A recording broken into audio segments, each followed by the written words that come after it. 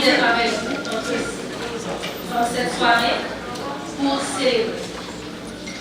Et oui, célébrer quand nous avons plusieurs raisons pour fêter. L'année 2019 signifie tellement de choses pour nous au niveau du secteur bancaire et financier. En effet, 2019 ramène les 25 ans de croissance, les 40 ans de la BNC, les 40 ans de la BSH, la 9e édition du Sommet international de la finance et la 4e édition de la Journée. Je vous invite ainsi à applaudir tous ceux et celles qui ont travaillé ardemment pour que cette trois solide institution puisse exister encore aujourd'hui en dépit de toutes les embûches auxquelles elles ont dû faire face au fil des années.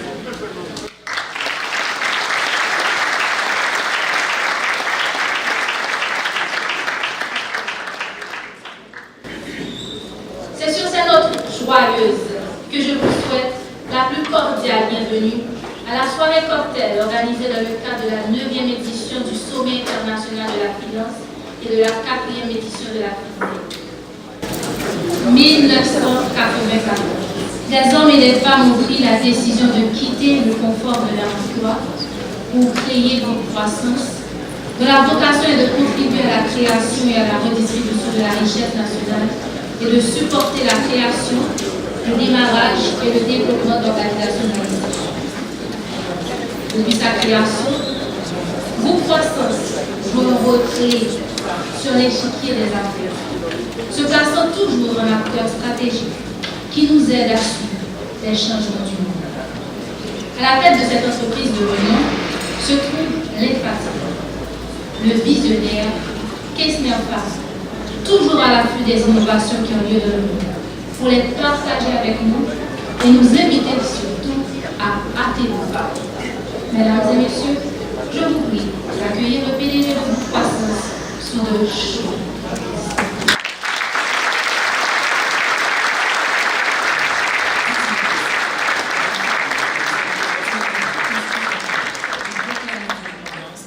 J'invite celui qui a écrit ce texte 19e siècle, des à femmes vous trouver visionnaires. sur le podium. C'est bien Nestlé Maniga.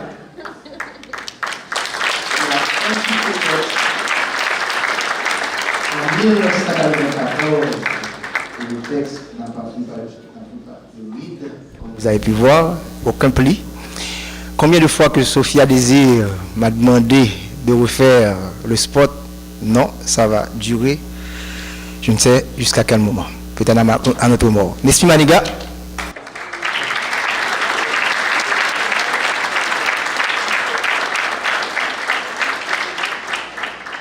À l'époque, il avait des cheveux et il ne neigeait pas sur ma tête. Voilà, chers amis, il y a tellement de remerciements qu'on devrait faire, mais ce serait trop long. Mais on doit certainement lier cette compagnie à 3 institutions. Premièrement, la Banque de la République d'Haïti, et comme la jeune dame qui n'était peut-être pas encore adolescente, on laissait le confort, comme aurait dit l'autre, pas de Vienne, mais de la Banque centrale, avec peut-être une garantie d'aller tête droite au Conseil. Mais on a voulu plonger dans l'incertain. Et c'est ainsi qu'on a laissé le bas de la ville qui, à l'époque, était beaucoup plus intéressant. C'était la plage Geffrard, le Wall Street haïtien, pour se retrouver dans une petite salle à Delma. La deuxième institution, c'est l'université Quisqueya, dont le recteur est présent. Ce monsieur a fait un hold-up sur les meilleurs étudiants de l'université Quisqueya, car on ne pouvait pas payer trop bien à l'époque. Et on a pris les meilleurs étudiants des PME à l'université Quisqueya. Et c'est ainsi, les cerveaux étaient là, mais il fallait avoir les membres. Donc merci l'université Quisqueya, et c'est ça l'importance, je pourrais dire, de l'écosystème. La troisième institution, c'est Radio Métropole à l'époque, qui nous offrait un espace pour faire de la publicité. Alors la Radio Métropole a une mauvaise réputation, publicité chère en Kaiser. Eh bien, nous prenons d'assaut sur Radio Métropole et nous faisons pile publicité à travers l'université libre. Alors, sans faire de discours, laissez-moi vous raconter l'histoire un petit peu de cette institution.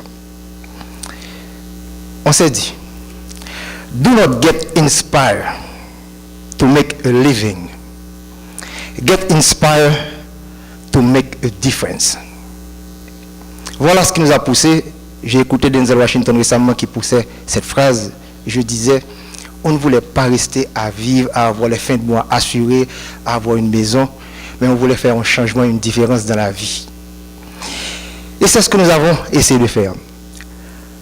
Do good and do well.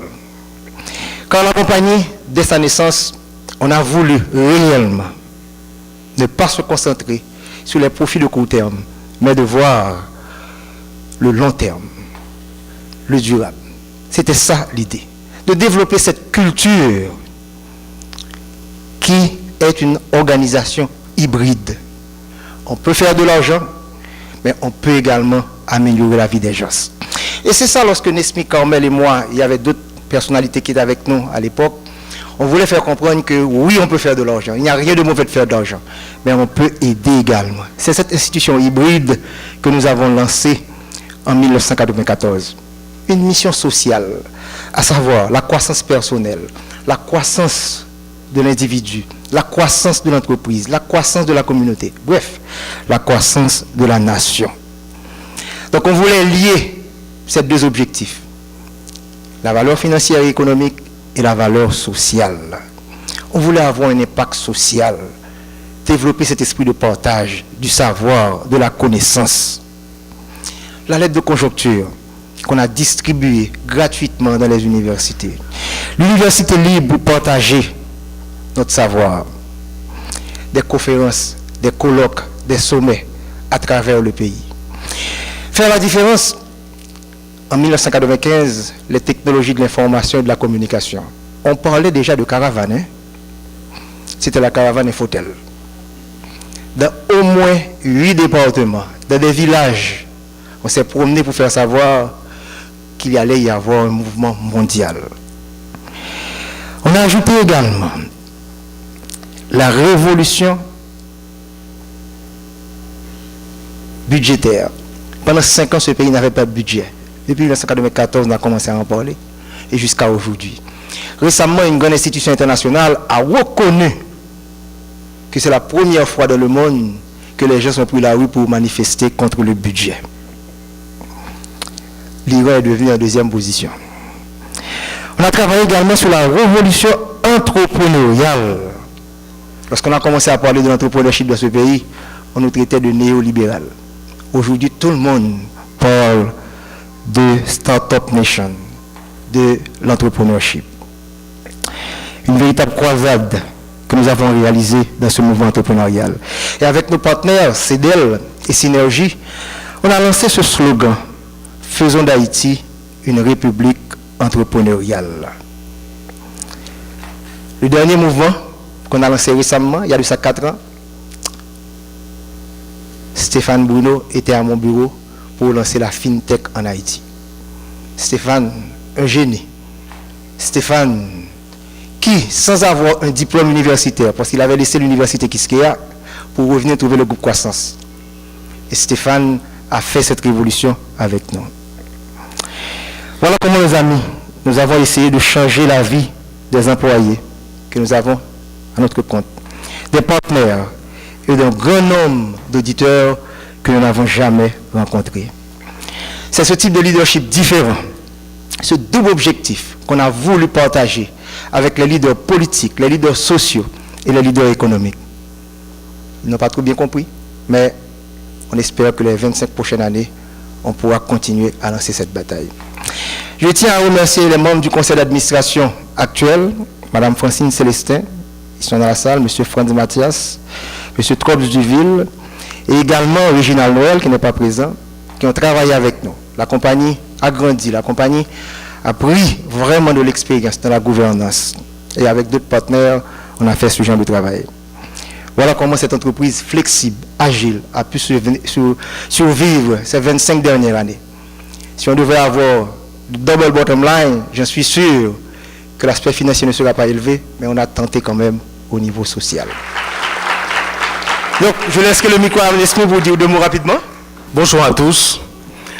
Avant de dire quelques propos, je vous demanderai une fois de plus d'applaudir celui qui, pendant 25 ans, a tenu la flamme qui aujourd'hui est allumée, la flamme des 25 ans du groupe Croissance, Kestner Wowo Farel.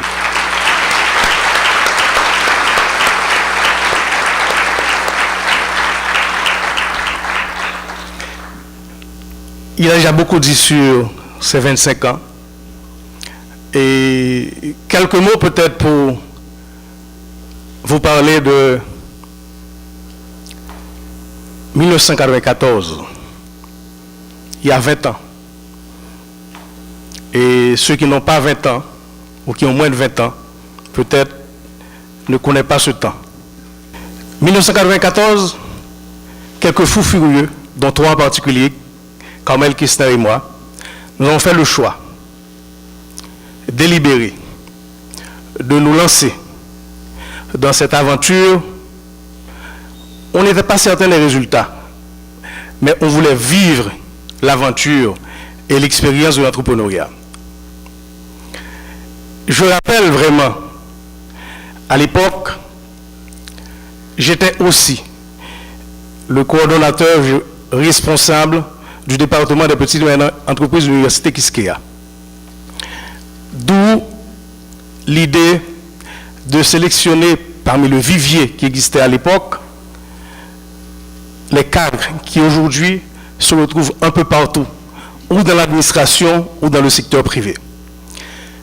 Si je prends la peine d'expliquer à nouveau ce que Kestner a dit, c'est pour dire que nous n'avons pas choisi la meilleure année pour démarrer une entreprise du genre. Rappelez-vous, 1994, l'embargo. Cela signifiait à l'époque que c'était difficile de trouver de l'essence, les stations d'essence. L'embargo. Comme quoi 1994, c'était une inflation à 2 chiffres, près de 50% à l'époque. 1994, à l'époque, quand même, il fallait environ 14 gouttes pour $1. Mais le prix du baril faisait $15. On n'avait pas idée de ce que cela pouvait vouloir dire. On n'avait pas idée véritablement des risques qu'on prenait à l'époque. Aujourd'hui, 25 ans plus tard, quand on compare ces indicateurs, on se demande dans quel pays nous vivons, 1994 par rapport à 2019, et quel est le parcours que nous avons pu faire. Ce que je retiens, pendant 10 ans où j'ai quand même été le directeur exécutif du groupe Croissance, où nous avons pu pratiquement travailler avec, je voudrais vraiment compter les entreprises ou les secteurs avec lesquels nous n'avons pas eu à avoir affaire, que ce soit le secteur financier, les associations du secteur privé, les coopératives, dans le secteur financier, dans le secteur éducatif. Nous avons pu accompagner un portefeuille énorme d'entreprises pendant ces 25 années. Ce que je retiens dans ces moments où même les cathédrales brûlent, mais quand vous investissez dans les cathédrales du vivant, dans des ressources humaines, dans du capital humain, à ce moment, véritablement, vous savez que vous construisez sur du solide, sur du durable. Et c'est l'expérience que j'ai pu, avec plusieurs jeunes, nous étions dans la vingtaine, certains très rares dans la trentaine, et les cheveux, Kestner, de manière maligne, il disait que j'avais des cheveux à l'époque, ce n'est pas par aucune... Je pense que c'est l'effet du déboisement, vous avez bien compris ceci. Et l'histoire, c'est qu'aujourd'hui, je suis fier de collaborer avec ceux qui étaient avant mes étudiants et qui sont aujourd'hui des professionnels confirmés. Et c'est cela, la réalité du groupe Croissance. C'est cela que nous avons tous voulu faire ensemble. Il ne s'agit pas de faire un bilan, mais je suis fier ce soir de me lancer à nouveau dans un défi que Kestner m'a confié récemment, qui est de terminer la célébration de ses 25 ans avec un événement où on compte avoir une édition spéciale de la lettre de conjoncture version 2019. Sur ce déjà, je lance un appel à contribution à tous les anciens collaborateurs, à tous ceux-là qui nous ont rejoints pendant cette aventure. Parce qu'aujourd'hui, il y a encore une littérature économique, une littérature financière, une littérature digitale à continuer à proposer au public, parce que, et pour terminer, je me souviens très bien, quand on se lançait en 1994 avec tous ces slogans de nouvelles technologies, les plus modernes parlaient de D-Biz, de Lotus, de Merise, et on pensait qu'on était parmi les plus avancés. Aujourd'hui, on est à l'âge de l'économie digitale, de 5G. Il y a encore beaucoup de boulot à faire, et je suis heureux du fait que Groupe Croissance soit au milieu de ses partenaires et qu'ensemble, on puisse continuer à travailler. Merci Kestner, merci à tous. La Banque nationale de crédit, qui célèbre cette année ses 40 ans, a toujours été pour les éditions précédentes du sommet un partenaire sûr. Pour cette 9e édition, il est donc de bon ton d'appeler le président de son conseil d'administration, M. Fernand Robert Pardo, pour ses propos de circonstance sous vos chauds applaudissements.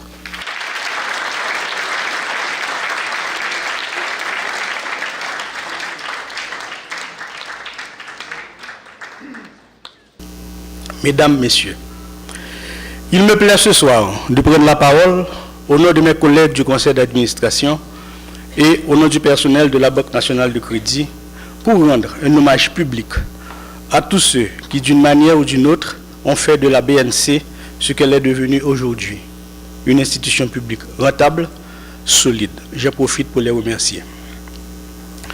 Je rends hommage également aux pionniers, aux retraités de l'institution, qui ont su montrer le chemin de la rigueur, de la discipline et de la bonne gouvernance à tous ceux et celles qui y travaillent aujourd'hui.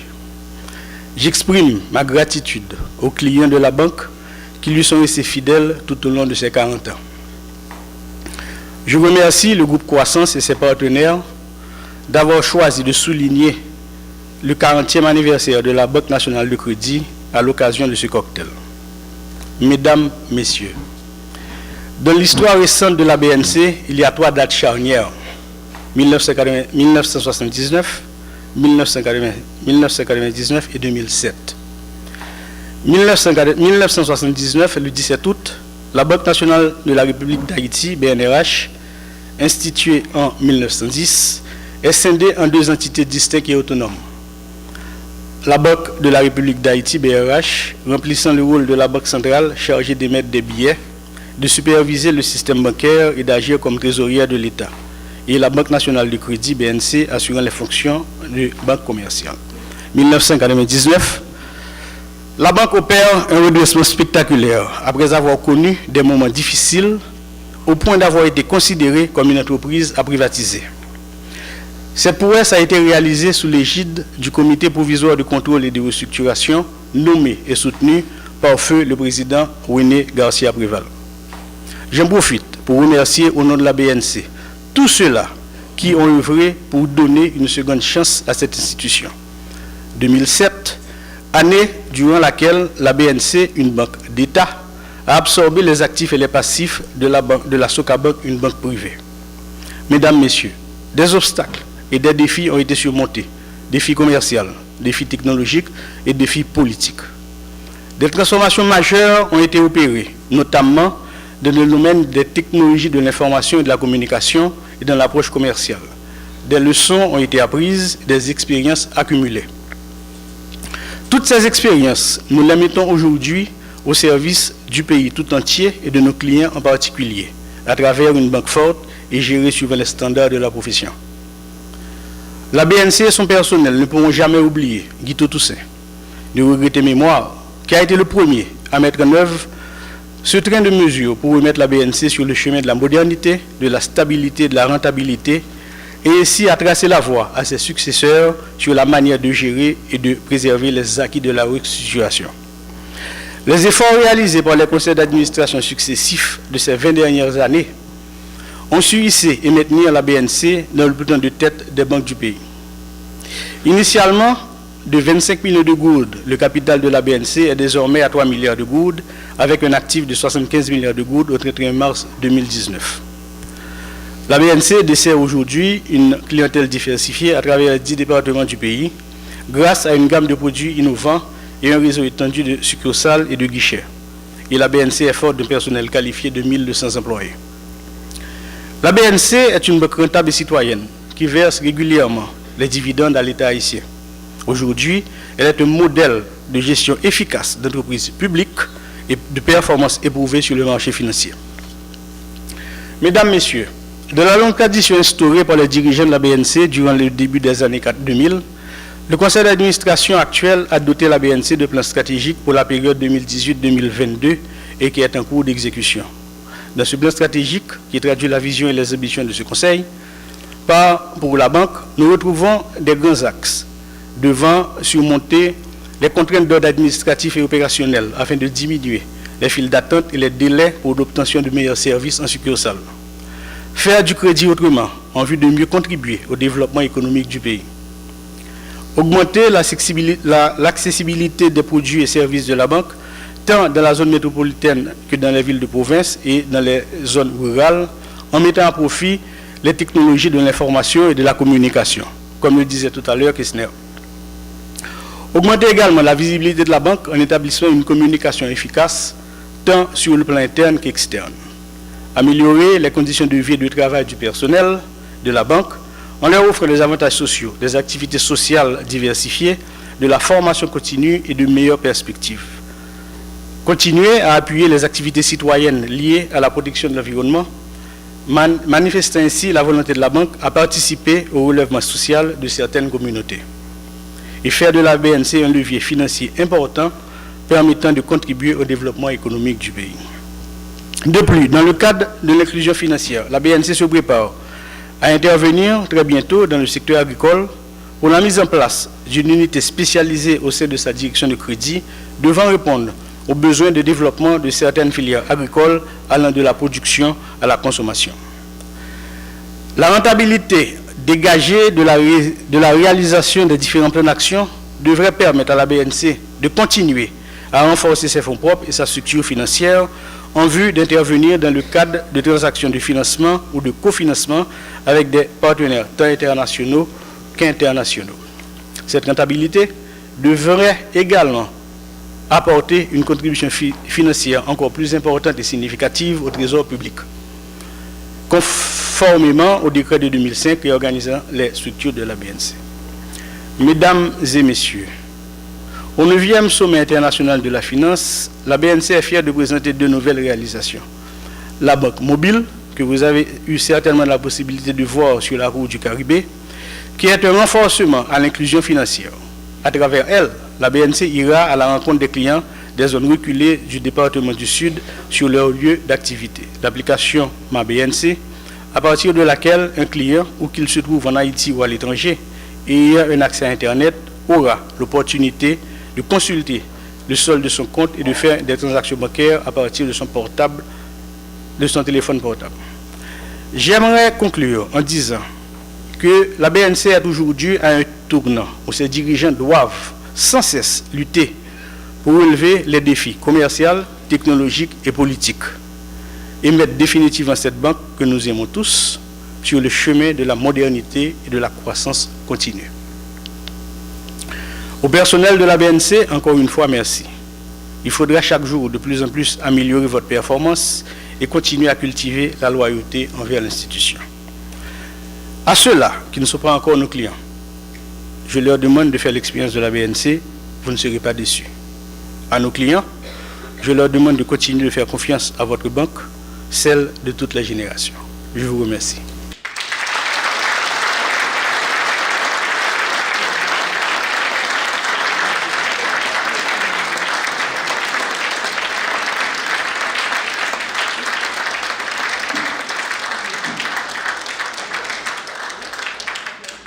Depuis 2011, la Banque de la République d'Haïti répond toujours présent lorsqu'il s'agit de la tenue du sommet international de la finance, en renouvelant à chaque fois sa confiance en tant que partenaire officiel. C'est dans ce sens que chaque année, le gouverneur intervient durant la soirée de Boutel pour lancer officiellement le sommet et partager avec nous la position de la Banque par rapport à certaines thématiques. Cette année ne sera certainement pas l'exception, d'autant plus que le 17 août prochain ramènera les 40 ans d'existence de cette grande institution. Je vous prie, mesdames et messieurs, d'accueillir avec de chauds applaudissements le gouverneur Jean-Valéry.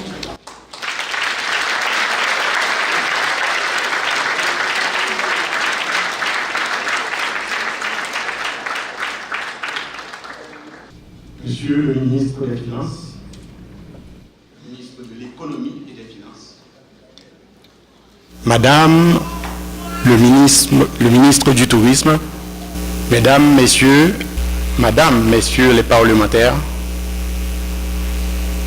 Madame, Messieurs les membres du conseil d'administration de la BRH,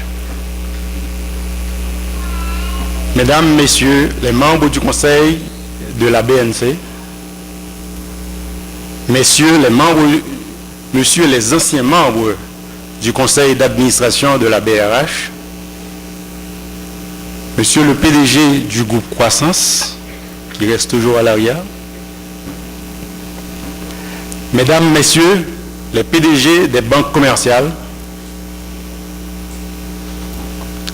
Mesdames, Messieurs, chers amis de la presse, chers invités, chers amis,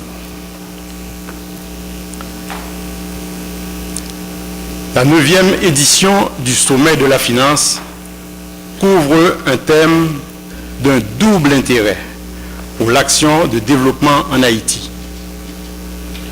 Il s'agit à la vérité d'une thématique qui recoupe les deux secteurs d'activité les plus présents dans les documents de politique publique en Haïti. Le secteur agraire dans ses dimensions agricoles et spatiales et le secteur touristique dans les formes différentes d'exploitation qu'il présente. Rien ne saurait nous interpeller davantage qu'une réflexion sur l'agritourisme qui joint des domaines d'action incontournables à une politique viable de redistribution dans la création de la richesse. C'est cette vision des choses que caresse le banquier central que nous sommes en cette année du 40e anniversaire de la Banque de la République d'Haïti.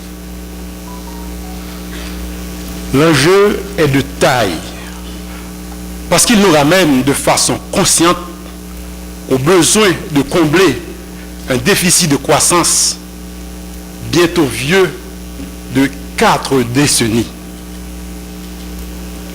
Cependant, aussi énorme que soit l'enjeu, il prend un secteur agricole dynamique et une industrie touristique florissante pour contrer la paupérisation à travers notamment la modernisation continuelle de l'espace rural. J'y vois le savoir-faire de l'entrepreneur agricole associé au savoir de l'agronome. J'y vois la compétence du développeur touristique associé au génie artistique de nos professionnels de la culture. J'y vois un environnement institutionnel allègre pour réduire les coûts de transaction et libérer le financement de ces secteurs. J'y vois un système de sécurité et de justice qui garantit la protection des investissements. C'est cette vision des choses qui me vaut l'insigne honneur de vous adresser le discours de ce soir. Mesdames, Messieurs, bienvenue au cocktail traditionnel du sommet de la finance qui réunit comme à l'accoutumée le meilleur de nos ressources dans les domaines de la finance, de l'entrepreneuriat et du savoir académique. Chaque année, je vois grandir le cercle de participation à un horizon de plus en plus large qui couvre autant la diversité des générations que celle des domaines multiples de compétences. Il s'agit, s'il en est besoin, d'un indicateur probant de l'intérêt sans partage que suscitent ces assises sur la finance et la technologie. Cette année, la tenue du sommet est l'occasion d'une triple célébration. Le double anniversaire des 40 ans de la Banque nationale de crédit et de la Banque de la République d'Haïti et celui des 25 ans du groupe Croissance. Je me plais à penser que les institutions ont la pérennité des idées qui les font naître. Des fois, elles changent de nom en s'adaptant aux exigences. La BNC a choisi de garder son nom en s'adaptant à ces exigences. On ne défait pas un label qui est tout un patrimoine. C'est certainement cette logique qui a traversé les 25 ans de modernité qui font de Groupe Croissance ce label qui inspire nombre de jeunes entrepreneurs. Je m'associe donc aux membres du conseil d'administration pour souhaiter à la BNC et à Groupe Croissance nos vœux de succès continu à l'occasion de leur anniversaire. J'en profite pour renouveler au grand public notre invitation aux activités qui couvrent toute l'année de commémoration des 40 ans de la Banque centrale. J'adresse une salutation spéciale aux autorités publiques pour le niveau élevé de leur participation à cet événement. Je me réjouis de cette manifestation d'intérêt. Elle augure de bonnes perspectives pour les dispositions institutionnelles qui devront faciliter la concrétisation des idées que les échanges de ces assises auront fait germer. Je salue avec emphase la présence des acteurs impliqués dans le développement des activités liées au milieu rural et de celles de l'industrie touristique. Cette dernière connaît une année particulièrement éprouvante en raison des retombées négatives des récents événements sociaux. La tenue de ces assises cette semaine est le gage d'une foi profonde dans l'avenir d'une industrie pour laquelle nous avons en quantité et en qualité suffisante les dotations naturelles pour en faire un succès. J'étends ces salutations à la communauté élargie de la finance pour l'engagement qu'elle partage avec nous dans le financement de domaines d'activité dont le degré inhérent de risque impose souvent d'évoluer en dehors de la zone de confort de l'orthodoxie. Je m'en voudrais d'oublier les professionnels des médias qui jouent, avec le dosage qu'il faut, ce rôle essentiel de levain pour donner du relief social à la pâte des idées débattues lors de ces assises. Je les remercie au nom des acteurs économiques qui prendront connaissance des réflexions à travers les créneaux médiatiques. Finalement, je clôture la tournée des salutations par les remerciements traditionnels, mais toujours mérités à l'endroit des organisateurs. Groupe Croissance et le comité de la BRH sont cette fois encore à la hauteur de l'événement. Le conseil d'administration de la BRH est manifestement satisfait du déroulement des activités de la 9e édition du sommet. Je remercie Kessner Farrell pour son sens de leadership et sa vision. Bravo à Kessner.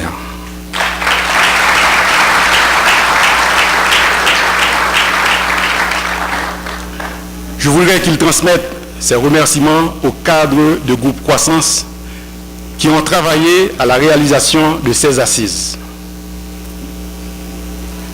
À Ronald Gabriel pour son sens du devoir, un collègue, un ami, qui coordonne les activités de participation de la BRH à ce sommet,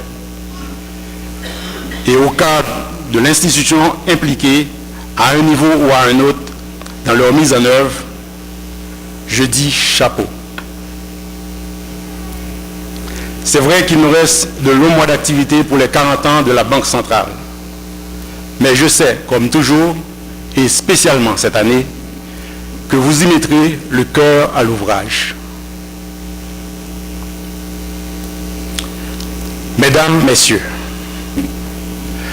l'agritourisme renvoie à un ensemble d'activités où le tourisme et l'agriculture se croisent. Les récents développements veulent en promouvoir l'idée d'un domaine de production de biens et services né de la synergie entre ces deux secteurs pour l'optimisation des valeurs créées au sein d'une économie locale, régionale, voire nationale. Quel que soit le cadre auquel on se réfère pour le définir, le milieu rural demeure la toile de fond de son contenu. La réflexion sur le financement de l'agritourisme constitue l'occasion idéale d'adresser une dimension pas toujours présente dans l'analyse de la problématique du milieu rural en Haïti. Le développement d'activités liées à cet espace dans une perspective d'écosystème et suivant une approche plutôt holistique. Le thème entier du sommet sied bien à cette démarche. Agritourisme, FinTech et inclusion financière. On y trouve tous les ingrédients pour promouvoir un système générateur de valeur avec une logique interne de reproduction et une logique externe d'interaction avec l'espace plus large qu'est l'économie nationale. Citons les facteurs suivants. Une agriculture largement biologique, un patrimoine culturel à la fois unique dans ses spécificités et universel dans son syncrétisme et dans les idéaux qu'il charrie. Un espace rural qui défie encore les prévisions les plus pessimistes et qui prospérera si l'on sait inverser la paupérisation ambiante. Un système financier de plus en plus ouvert à la novation. Et c'est là, pour rester sur une note positive, l'enjeu prédominant de toute politique publique actuellement en Haïti. La création durable de richesses pour contrer la paupérisation. La création durable de richesses pour contrer la paupérisation. À faire l'évaluation de notre diversité écologique, à faire l'inventaire de nos sites historiques, à répertorier la grande diversité culturelle et culturelle d'un terroir pas plus grand que le nôtre. je réalise que notre principal facteur d'inhibition à la création de richesses, c'est nous.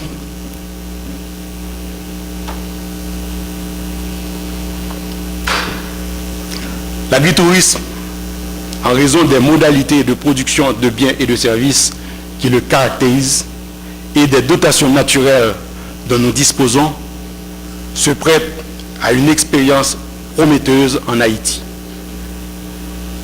Les succès de quelques activités d'agritourisme en Haïti montrent le fort potentiel de ces secteurs et la réalisation de ce potentiel nécessite une double démarche. Une dynamique institutionnelle publique dans le cadre d'un paquet volontariste. Il va de soi qu'on ne saurait envisager une floraison d'entreprises rentables dans ce domaine sans la garantie du premier des biens publics, la sécurité. Une composante essentielle dans la mise en place de l'environnement institutionnel primordial à cet épanouissement. Le véritable effet de levier viendra donc de ce paquet de politiques publiques préposées à cet effet et que nous appelons de tous nos voeux. Une dynamique institutionnelle privée qui associe le charme et le savoir traditionnel du milieu rural au savoir-faire de professionnels rompus aux pratiques du tourisme alternatif. L'offre de l'agrotouriste est la clé de ce partenariat. Nombre des succès de l'agrotourisme dans les économies occidentales sont à la frontière de l'économie solidaire. Cette dernière n'exclut point la recherche d'une rentabilité optimale susceptible d'attirer l'investissement direct étranger. Mais cela implique au départ une volonté de financement local qui sied au besoin de cimenter ce partenariat.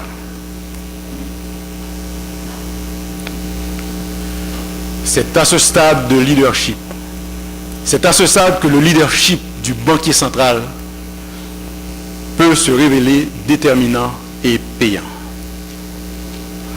Nous partons de l'hypothèse que la force de notre diaspora et son attachement culturel sont la garantie d'une immense demande pour les produits de l'agrotourisme. Dès lors, la promotion d'un schéma de financement approprié trouvera facilement écho auprès d'investisseurs conscients de ce potentiel de la demande. Voilà ce qui complète le cycle d'une logique interne de reproduction et qui en fait un écosystème viable dont les éléments se déclinent aisément. Un domaine de production diversifié de biens et services catégorisables qui en garantit une offre soutenable. Un potentiel important de demande locale et internationale initialement supporté par une diaspora solvable. Un espace privilégié qui donne contenu à un label territorial, le milieu rural. On voit donc que tout y est, y compris la mise en place des facteurs de fluidité des échanges que les modules désormais complets de l'inclusion financière permettra de garantir. Le développement des infrastructures économiques et des infrastructures sociales de base comme composante essentielle de ces facteurs ne devrait pas tarder grâce à la création soutenue de valeurs marchandes dans un espace de multiplication des échanges. Je m'en voudrais de ne pas laisser les esprits alertes que vous représentez inférer les retombées positives pour le reboisement de nos sols, la viabilité de notre habitat et la soutenabilité de notre écologie, l'impact progressif, mais continu, sur la réduction des phénomènes de pauvreté, les gains pour l'ensemble du système productif par la dynamisation des chaînes de valeur. Pour les besoins de politique publique de nature sectorielle et macroéconomique, je vois une plus grande richesse d'interaction au sein de la matrice input-output de production. Une dynamique plus large, capable de porter les germes d'une croissance endogène et moins vulnérable aux chocs externes. Et c'est dans ce cadre que se manifestera la logique externe d'interaction de l'écosystème avec l'espace plus large qu'est l'économie nationale. Mesdames, Messieurs, le développement de l'agritourisme ne devrait point souffrir d'un manque de ressources financières ni d'une absence de dispositifs sectoriels de financement. Et ce n'est pas sans fierté que la Banque centrale réalise le caractère proactif des analyses inscrites dans son agenda pro-croissance et l'utilité des mesures qu'il préconise. Les domaines d'activité que recoupe l'agritourisme pourra bénéficier rapidement des avantages offerts au secteur agricole par la circulaire 113 et de ceux offerts au secteur touristique par la lettre circulaire 09-1. Il est utile de rappeler, dans le premier cas, les institutions financières éligibles couvrent les banques et sociétés financières de développement, les coopératives d'épargne et de crédit, les sociétés de crédit-bail et indirectement les institutions de microfinance. Ce qui ouvre un large champ d'intermédiation aux investisseurs potentiels. Dans le second cas, les prêts aux facilités hôtelières sont bonifiés par des dispositions qui réduisent les coûts d'intermédiation. Il va de soi que les perspectives de développement de l'agritourisme ouvriront la voie à des schémas de financement spécifiquement appropriés à ce domaine. La mise en œuvre des modules d'inclusion financière devrait concourir de façon notable à ce développement.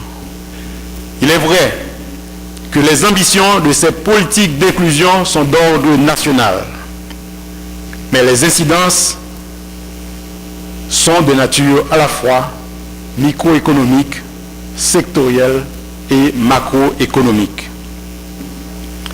L'agritourisme y trouvera d'autant son compte que l'intégration financière de l'économie rurale et tout ce qui s'y rattache est un objectif premier de cette démarche. C'est l'occasion pour moi de saluer la phase d'aboutissement de ce travail immense d'intérêt et d'utilité pour l'économie nationale. Disons mieux, de portée immense pour la société haïtienne. Dans un registre différent, la promotion des activités de la FinTech rejoint les préoccupations d'une forme d'inclusion tout aussi importante que nous qualifierons de technologie et qui trouve une application privilégiée dans le domaine de la finance. La multiplication des applications que propose la FinTech ouvre la voie à une redéfinition utile des rapports d'un public de plus en plus large avec les institutions financières. Je dois dire que la Banque centrale s'est déjà embarquée dans l'amélioration de ces rapports à travers la stratégie nationale d'inclusion financière, dont 3 des piliers sont l'éducation financière, la protection des consommateurs. C'est dans ce contexte que nous allons profiter pour introduire au cours de la FinTech l'application BRH Mobile qui permettra à tout consommateur mobile d'avoir accès à un comparateur des frais pratiqués par les banques.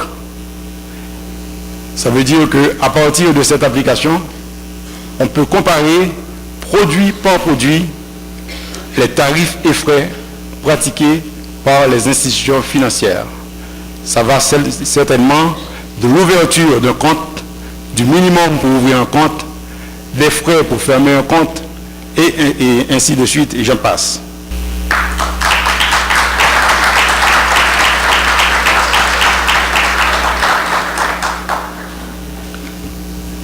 Ce comparateur de frais pratiqué par les banques ouvre la possibilité de comparer les différents produits pour une meilleure décision financière. Dans cette même application, on pourra visualiser aussi ou télécharger ou partager des vidéos sur les différentes fonctions d'une banque centrale ou d'une banque commerciale. Certainement, le taux de change sera présent accompagné d'un calculateur pour que le consommateur puisse savoir exactement combien de gouttes qu'il pourra obtenir pour son dollar.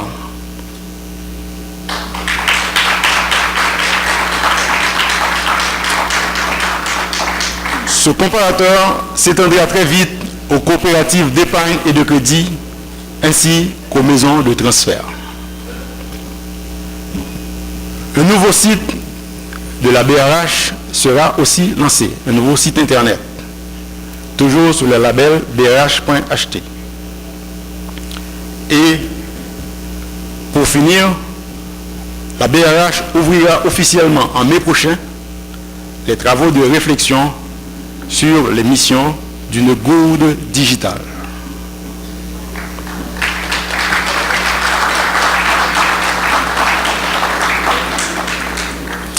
Et bien sûr, pour ceux que la question intéresse ou que la question pourrait intéresser, l'approfondissement des marchés financiers avance à pas de géant.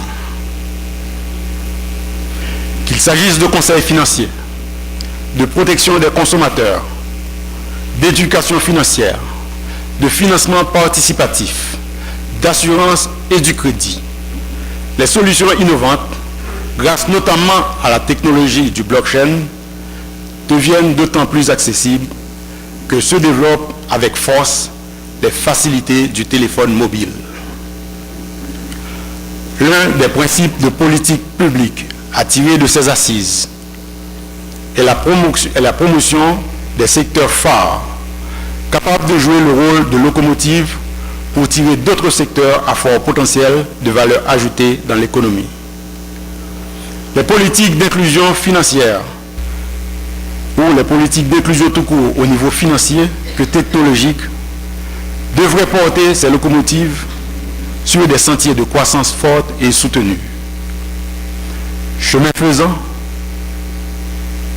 la politique fiscale s'ouvrirait à la vertu d'un équilibre budgétaire durable. La politique monétaire s'allégerait du poids du déficit d'épargne publique.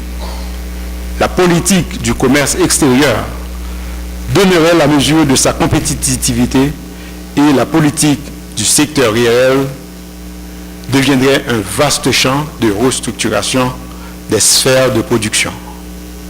L'agritourisme peut être un élément majeur de ce tableau, si bien sûr nous y travaillons. Mesdames, Messieurs, je vous souhaite une bonne soirée et une fructueuse participation aux travaux de ce 9e sommet international sur la finance. Merci.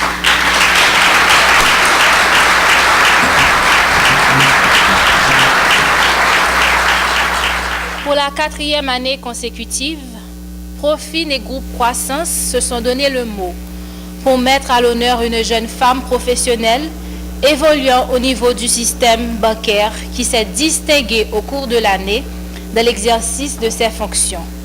Ce prix sera remis par Mme Agnès Vernat, directrice commerciale de Profin, et le directeur général de FDI, M. Edgar Jeudi. Bonsoir à tous. Je rappelle les critères d'éligibilité de ce prix. Il faut bien sûr être une femme, avoir moins de 40 ans, avoir travaillé dans le secteur financier pendant au moins 5 ans, avoir démontré des compétences ou des qualités de leadership particulières qui ont permis à la candidate du prix de connaître une réussite personnelle au sein de son institution et ou de contribuer à l'avancée du système financier local. Alors, le prix de la jeune femme professionnelle du secteur financier haïtien, qui existe depuis maintenant quelques années, a jusqu'à présent été décerné à des cadres des banques commerciales. La première année, ce prix a été remis à un cadre du groupe de Sogebank. La deuxième année, il a été remis à un cadre de la Banque nationale de crédit. Et l'année dernière, il a été décerné à un cadre de la Unibank. Mesdames et messieurs, cette année, nous sommes fiers de décerner ce prix à un cadre d'une institution du secteur public qui œuvre à la promotion de l'investissement durable. Le récipiendaire du prix de la jeune femme professionnelle du secteur financier haïtien 2019 a commencé sa carrière dans un secteur différent du monde de la finance. Cette jeune femme a en effet fait ses premiers pas de professionnelle dans une ONG en 2003. Puis, elle a transité pendant 2 ans dans le secteur des télécommunications. Ce n'est qu'en juin 2005 qu'elle intègre le Fonds de développement industriel, le FDI, où elle n'a cessé de gravir les échelons. Elle a d'abord été officier des opérations jusqu'en 2009, puis officier d'administration de janvier 2009 à juin 2011, ensuite assistant directeur administratif jusqu'en avril 2014.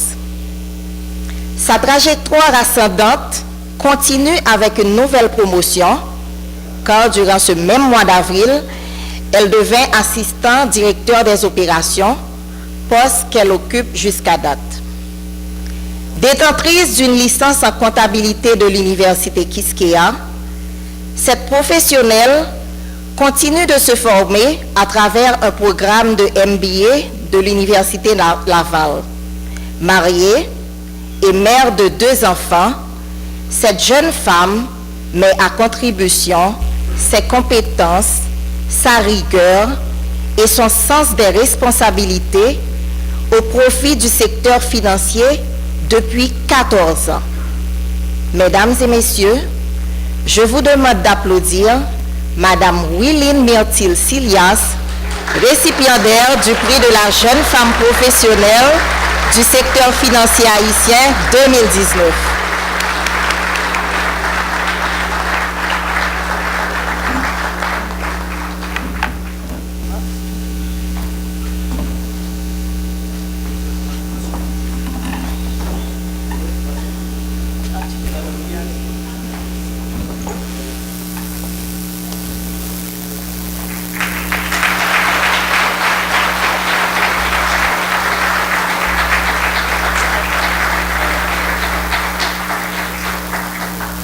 Monsieur le ministre de l'Économie et des Finances, Madame la ministre du Tourisme et les autres membres du gouvernement, Monsieur le gouverneur, Madame, Messieurs du Conseil d'administration de la BRH, honorables parlementaires, Mesdames, Messieurs du Conseil d'administration de la BNC, Mesdames, Messieurs les cadres du FDI, Mesdames, Messieurs du Conseil d'administration du groupe Croissance, Mesdames, Messieurs du Conseil d'administration de Profine, Mesdames, Messieurs de la presse, Mesdames et Messieurs, distingués invités. Mes propos de remerciement vont tout d'abord à l'endroit du Dieu Tout-Puissant pour toutes les grâces dont il m'a toujours comblé. Je tiens à exprimer toute ma reconnaissance envers mes parents pour toutes les valeurs qu'ils m'ont inculquées. Je salue la mémoire de mon feu père et ma mère ici présente.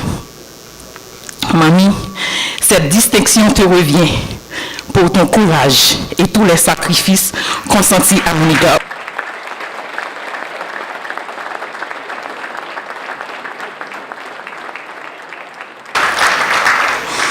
Je remercie du fond du cœur mon cher et tendre époux pour son support inconditionnel et les judicieux conseils qu'il m'a toujours prodigués.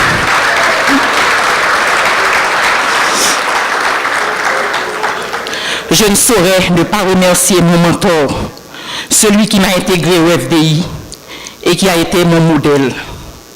Il s'agissait d'un financier de grand calibre qui a été arraché beaucoup trop tôt à l'affection du système financier haïtien et qui fait d'ailleurs partie du panthéon de la finance, feu l'ermite François.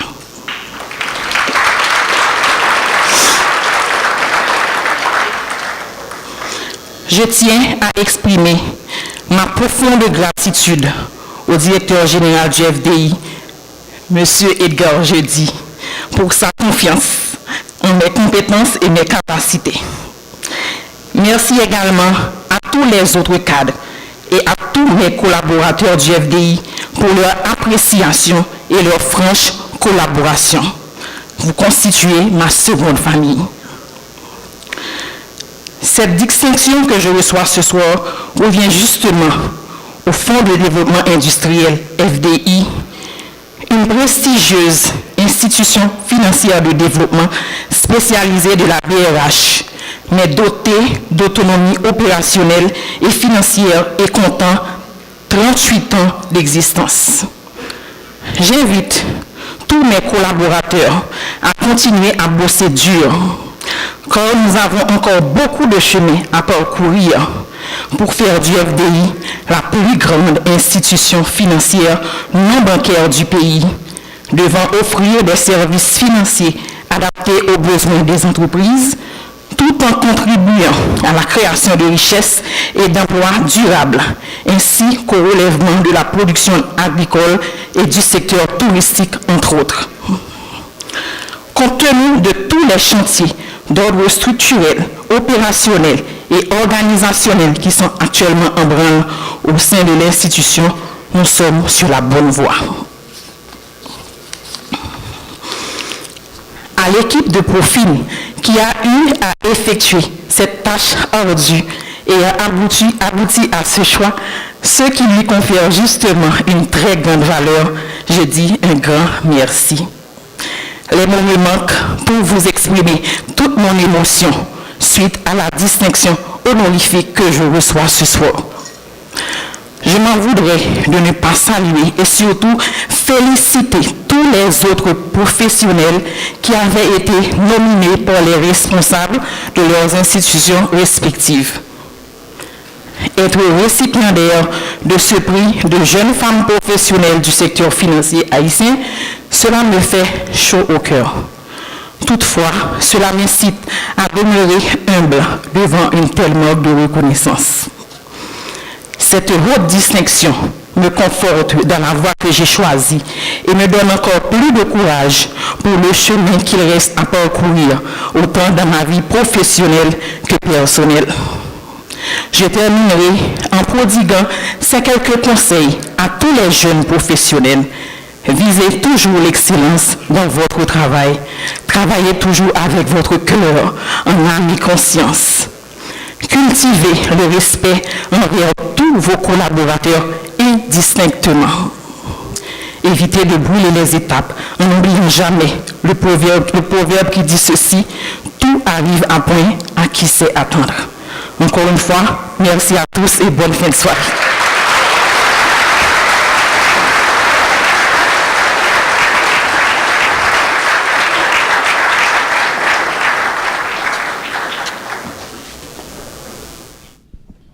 Mes collègues du Conseil de la Banque centrale, chers invités, la Banque centrale et le groupe Croissance ont l'honneur de présenter à Caisse Populaire Espoir Grosmont. Je n'ai pas apporté mes lunettes. Ça veut dire que je n'ai pas 40 ans. Je vous prie de m'excuser. Honneur et mérite pour sa qualité de gouvernance et sa bonne gestion de l'outil de notation financière CAMELI, qui veut dire capital, actif, management, rentabilité, liquidité et information. Je prie les responsables de Caisse Populaire Espoir Grosmont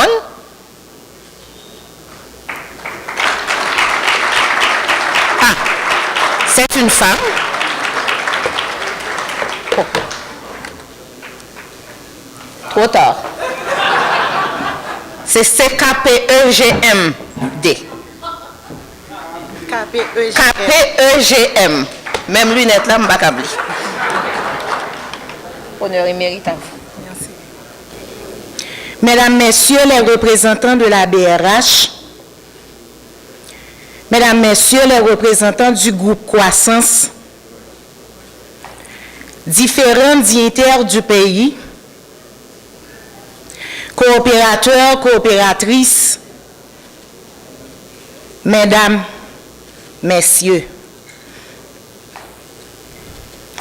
nous avons l'honneur de prendre la parole au nom de Caisse Populaire Espoir Grosmont, KPEGM, pour répondre aux aimables et élogieuses paroles que vous venez de nous adresser, rappelant l'efficacité de notre travail dans le succès de la KPEGM que nous avons si brillamment dirigé. Nous sommes heureux d'avoir si mérité ces compliments. Nous adressons nos plus reconnaissants remerciements à la BRH, au groupe Croissance et ses partenaires pour cette distinction décernée à KPEGM. Nous la dédions à nos sociétaires, aux employés, aux dirigeants, aux coopérateurs, coopératrices de l'Artibonite. Nous dédions également cette distinction à l'ANACAF et à la Fédération Le Levier qui nous ont placés sur le chemin de l'excellence en matière de finances coopératives. En effet, depuis notre accession à la KPEGM, nous avons développé un leadership en faisant l'usage de notre compétence. Nous nous sommes fixés des objectifs précis dans le but de faire fonctionner tous les services, de minimiser les dépenses et d'encourager le plus grand nombre de personnes possible à devenir sociétaires. Notre position sur l'ensemble des caisses du territoire n'est pas le fruit du hasard. C'est le résultat de différentes mesures d'austérité prises et de promotion faites pour le bien-être de la caisse. Et nos efforts tiendront toujours au maintien de la bonne gouvernance avec l'harmonisation du CA, CC, CS. Nous acceptons de tout cœur cette merveille artistique que vous tenez à nous offrir. Elle va nous motiver davantage à travailler pour faire avancer KPEGM. Enfin, la KPEGM, au nom de toutes les caisses populaires haïtiennes, remercie et félicite le groupe Croissance, spécialement M. Kessner Farel, qui gratifie la nation depuis 9 ans de plus grand événement de la finance en Haïti, Sommet international de la finance. Merci bien sincèrement.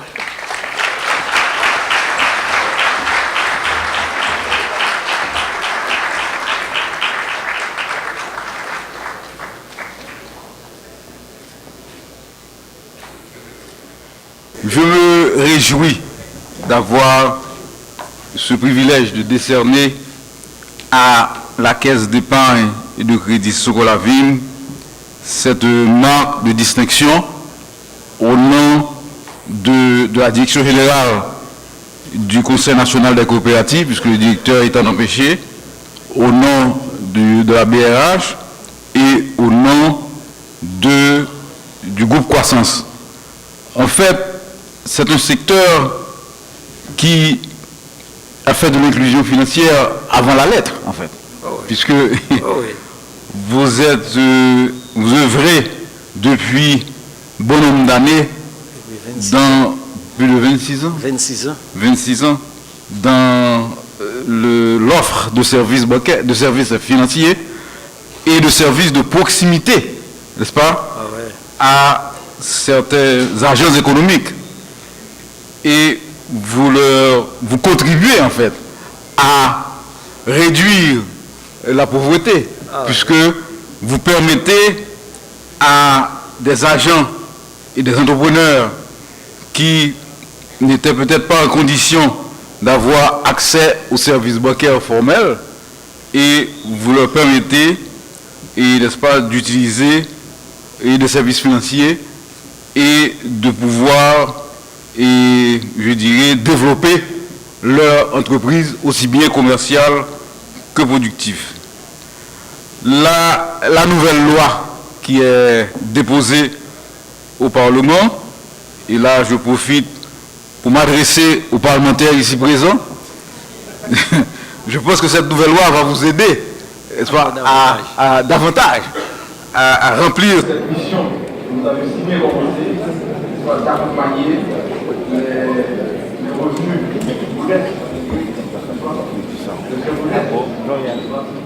à s'intégrer dans l'économie. Félicitations.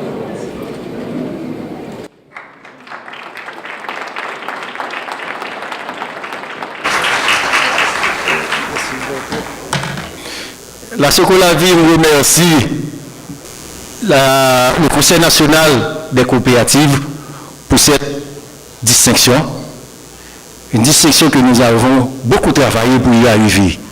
Je dois vous dire, mesdames et messieurs, la première réunion du 28 février 1993 a accouché 154 gouttes. 154 gouttes. De 154 gouttes au 30 septembre 2018 vérifié, puisque nous sommes vérifiés depuis 1996, nous commençons à être vérifiés. Depuis 1996. Donc, a accusé 1,176 milliard de gouttes.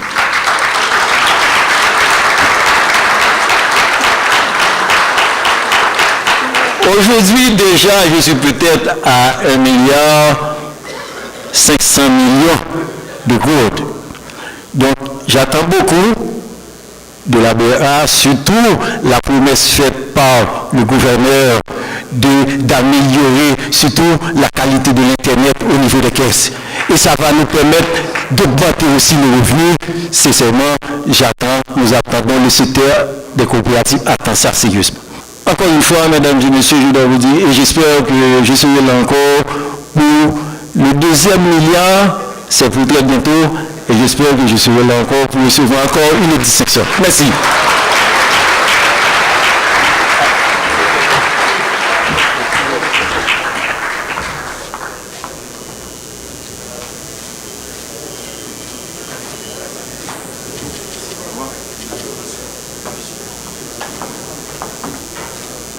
Le moment tant attendu, celui de saluer l'entrée d'une nouvelle personnalité de la galerie d'honneur de la finance, est enfin arrivé.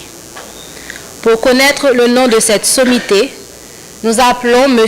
Fritz Durozo, un membre du conseil d'administration de la BRH.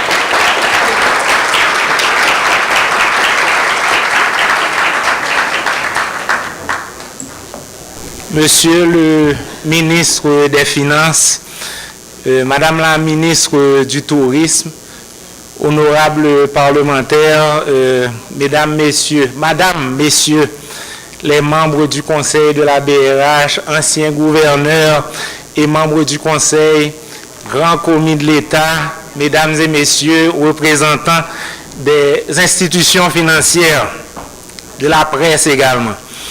Bon, je tiens d'abord à remercier le gouverneur Dubois et mes collègues du Conseil pour cette occasion qui m'est donnée ce soir. Je vais tenter de décrire sans biais le passage de celui qui fait son entrée ce soir à la galerie de la finance haïtienne, le gouverneur Joseph Michel Charles Castel.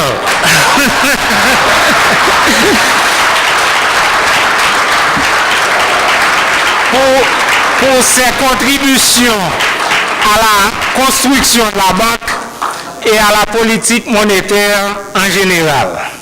Mon frère Charles, pour ses grandes contributions à l'avancement de la cause haïtienne. Et pour cela, je vous demande à nouveau de l'applaudir. Donc,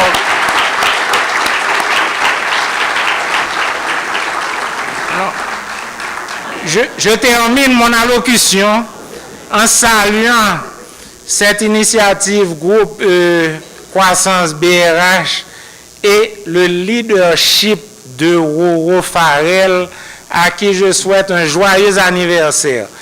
Il ne manque jamais de nous rappeler combien il est important d'honorer et d'encourager nos compétences. C'est constructif, rafraîchissant et inspirant pour la jeunesse. Donc je vous remercie de votre attention.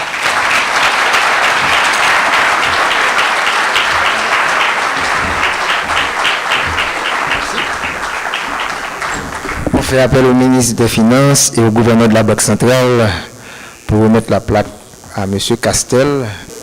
Banque de la République d'Haïti, groupe Croissance, Sommet international de la finance, 9e édition, Banque de la République d'Haïti, honneur et mérite à Charles Castel pour sa contribution à l'introduction dans le système financier des projets d'envergure visant à la modernisation des infrastructures de paiement et de règlement à l'inclusion financière et au développement du marché haïtien, du financier haïtien. Haïti 2019.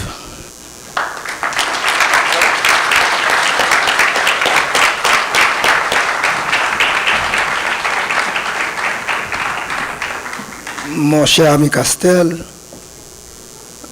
à l'occasion de la 9e édition du sommet international de la finance et de la 4e édition de la FinTech, je prends un plaisir immense à vous remettre cette plaque d'honneur. Vous avez passé certes 12 ans à la BRH et je peux dire que vous avez parcouru les 12 signes du zodiaque, mais c'est aujourd'hui que vous êtes dans la galerie des grands. Vous êtes dans la galerie de ceux-là qui ont marqué leur passage par leur opiniâtreté, par leur gouvernance, par leur charisme, parce que j'ai appris à vous connaître et la première fois que je vous ai connu, que je vous ai vu, c'était à la faculté de droit, lorsqu'il vous fallait présenter votre mémoire de sortie. À l'époque, votre père fut mon professeur et je vous ai connu, je vous ai vu et évoluer à l'intérieur de l'administration publique, particulièrement au niveau de la BRH.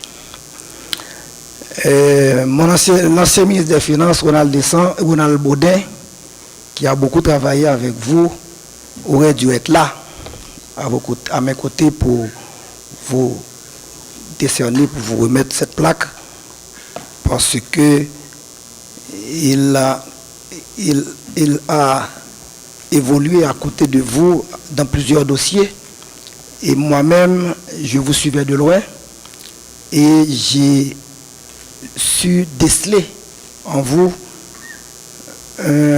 quelqu'un qui aimait toujours dire la vérité dans sa crudité.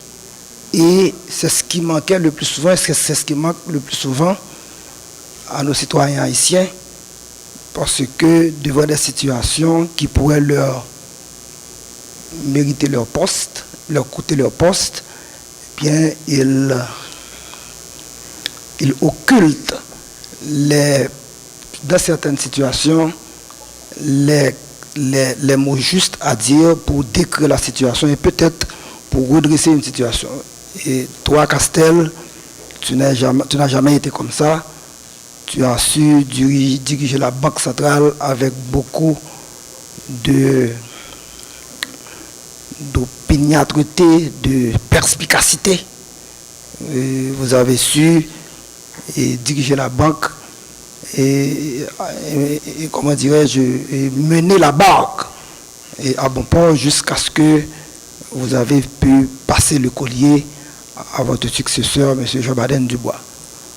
Mon cher Castel, encore une fois, c'est un grand plaisir pour moi de décerner, de remettre cette plaque d'honneur.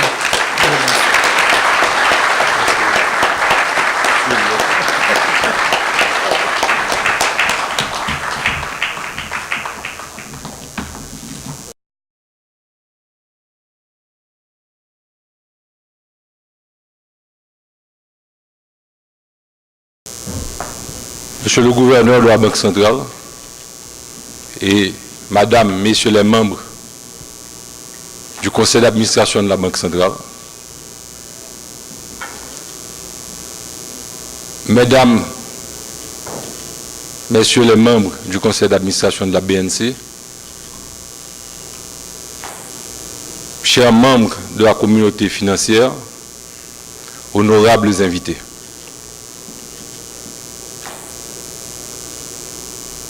Mes remerciements vont d'abord au gouverneur Jean-Baden Dubois et au conseil d'administration de la BRH, ainsi qu'au président du groupe Croissance, Ouro Farel. Cette marque d'appréciation me touche d'autant plus que tous les membres de ce conseil d'administration, Jean-Baden, Georges, Georgette, Fritz, Ronald, vous avez tous été mes collègues à la Banque centrale et je peux dire que vous me connaissez relativement bien. Je reçois donc cet honneur que vous me faites avec beaucoup d'humilité et beaucoup de joie et comme un encouragement de persévérer dans mes efforts d'être utile. Je te remercie encore, Fritz, de tes propos élogieux à mon endroit. Encore une fois, merci. Merci au conseil dont tu as fait le porte-parole. Je dois beaucoup à mes parents. Ma mère, que j'ai la chance d'avoir avec moi ce soir dans la salle.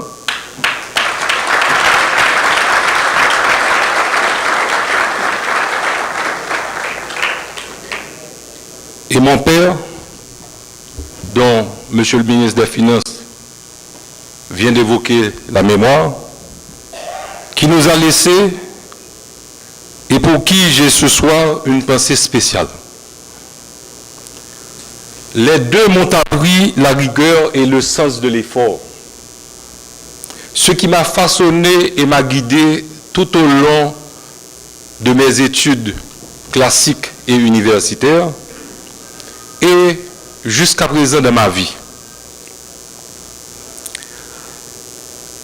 Et j'associe à cette reconnaissance plusieurs maîtres extraordinaires que j'ai eu à rencontrer tout au long de mes études, des modèles de générosité et de dévouement, des héros anonymes à qui la nation doit tant. J'étends aussi ce témoignage de gratitude à ma famille et particulièrement à ma femme, qui m'a accompagné et soutenu et continue à le faire. Je dis aussi merci, et vraiment un grand merci à tous mes collaborateurs et collègues durant mes 22 années à la Banque centrale, dont 12 au conseil d'administration. Comme tu le dis. Sans vous, sans votre force, sans votre intelligence, sans votre soutien, surtout dans quelques moments professionnels difficiles, je ne serais pas ici ce soir.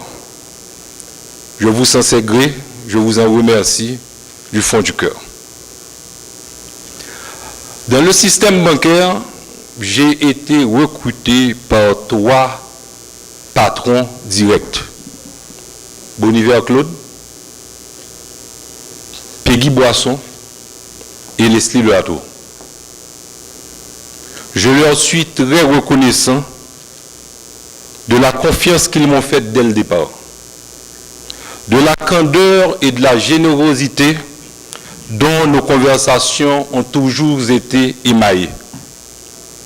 Peggy et Boniver, j'ai la chance d'être avec vous ce soir et ça me donne l'occasion de vous remercier publiquement de votre disponibilité pour moi jusqu'à aujourd'hui comme caisse de résonance franche et loyale.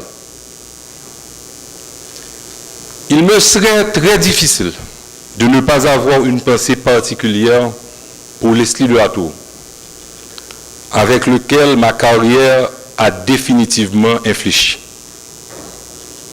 Leslie est celui qui a audacieusement tracé la voie du renforcement institutionnel de la BRH, entamé péniblement par Boniver, un homme de vision, mais sous les contraintes très pesantes de l'embargo de 3 ans, où notre PIB chuta de plus de 30%.